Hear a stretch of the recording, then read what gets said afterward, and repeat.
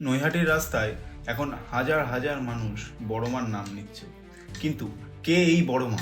বড়মা হলো নৈহাটির এক অনন্য কালী মন্দির ও ঐতিহ্য, যেখানে প্রায় 22 ফুট উঁচু মূর্তি পুজো হয় এবং মা সেজে ওঠে সোনা এবং রূপোর অলঙ্কারে। এই পুজো এখন শুধু একটা ধর্ম নয়, এটা একটা পরিচয়, এটা একটা ইমোশন, যেটা নৈহাটিকে পুরো বিশ্বের মানচিত্রে তুলে ধরে। এই পুজোর শুরু প্রায় 1 শতাব্দী আগে ভবেশ চক্রবর্তী নামে এক ব্যক্তির হাত ধরে।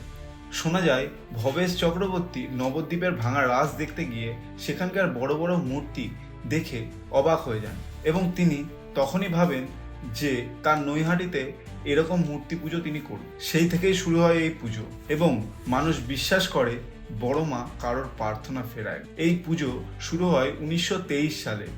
একটা ছোট পারিবারিক আয়োজন আজ বিশ্ব জুড়ে জনপ্রিয়। কালী পুজোর সময় লাখ লাখ মানুষ নৈহাটিতে এসে ভিড় করে এবং এই পুজো আজ প্রায় 1 শতাব্দী পার করে বাংলার সংস্কৃতি ও ঐতিহ্যকে বজায় রেখেছে। এই পুজো হয় উত্তর 24 পরগনার নৈহাটি শহরে।